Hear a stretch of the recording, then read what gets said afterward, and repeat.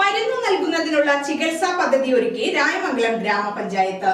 Dialysis രോഗികൾക്കായുള്ള കാരുണ്യസ്പർശം പദ്ധതിക്ക് പുറമെയാണ് ഇത്തരമൊരു പദ്ധതിക്ക് തുടക്കം കുറിച്ചിരിക്കുന്നത്. രായമംഗലം പഞ്ചായത്തിലെ ഡയാലിസിസ് ചെയ്യുന്ന 25 രോഗികൾക്ക് ഡയാലിസിസിന് വിധേയമായതിനു ശേഷം എടുക്കേണ്ട ഒരു ഇഞ്ചക്ഷന് 1200 രൂപയോളം വില വരും.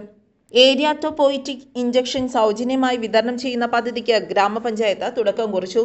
വരുമാന പരിധി നോക്കാതെ ഡയാലിസിസിന് വിധേയരായിക്കൊണ്ടിരിക്കുന്ന എല്ലാ വിഭാഗം ആളുകൾക്കും പദ്ധതിയുടെ ഭാഗമായി മരുന്ന് ലഭ്യമാക്കുക എന്നതാണ് ലക്ഷ്യം. നെല്ലിമോളം കുടുംബാരോഗ്യ കേന്ദ്രത്തിൽ നടന്ന പദ്ധതിയുടെ ഉദ്ഘാടനം രായമംഗലം പഞ്ചായത്ത് പ്രസിഡന്റ് NB അജയ്കുമാർ നിർവഹിച്ചു.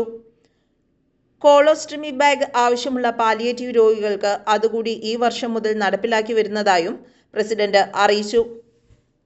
1165 രൂപ ഒരു ഡയാലിസിന് എടുക്കണമെങ്കിൽ വേണ്ടി വരുന്ന മരുന്ന്, ആ ഇഞ്ചക്ഷൻ ഒരു മാസത്തേക്ക് ആവശ്യമുള്ളതിൻ്റെ ഒരു പദ്ധതിയാണ് തുടങ്ങിയിട്ടുള്ളത്.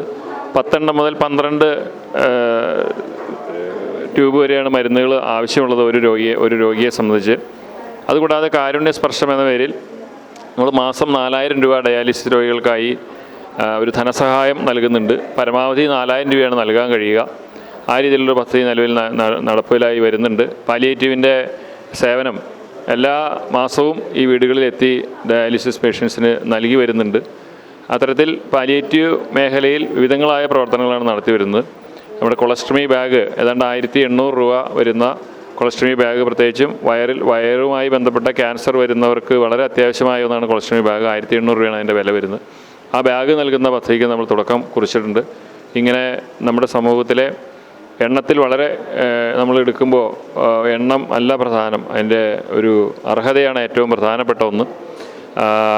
അത്തരത്തിലുള്ള 25 ഡയാലിസിസ് പേഷ്യൻസാണ് നിലവിൽ പഞ്ചായത്തിൻ്റെ പരിധിക്കുള്ളിലുള്ളത്.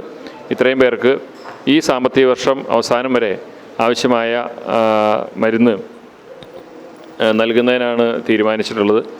ഈ പദ്ധതിയുമായി ഇതിൻ്റെ നിർവഹണത്തിൽ ഇത്തരത്തിലുള്ള നിർദ്ദേശം ആലോചിച്ചപ്പോഴേ തന്നെ അതിൻ്റെ നിർവഹണം ഏറ്റവും പെട്ടെന്ന് നടപ്പിലാക്കാൻ മുൻകൈയെടുത്ത മെഡിക്കൽ ഓഫീസർക്കും മറ്റ് ആരോഗ്യ പ്രവർത്തകർക്കും നമ്മുടെ പാലിയേറ്റീവ് നേഴ്സിനടക്കം എല്ലാവർക്കും പ്രത്യേകം അഭിനന്ദനങ്ങൾ നേരുകയാണ്.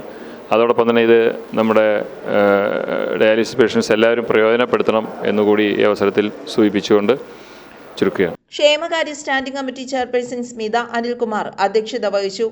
വികസനകാര്യ standing committee chairman Biju Kuriakose, block member Beena Gopinath, മെമ്പർമാരായ മിനി നാരായണൻകുട്ടി, ഉഷാദേവി KN, മിനി ജോയ്, ലിജു ആനസ് മുതലായവരും പങ്കെടുത്തു.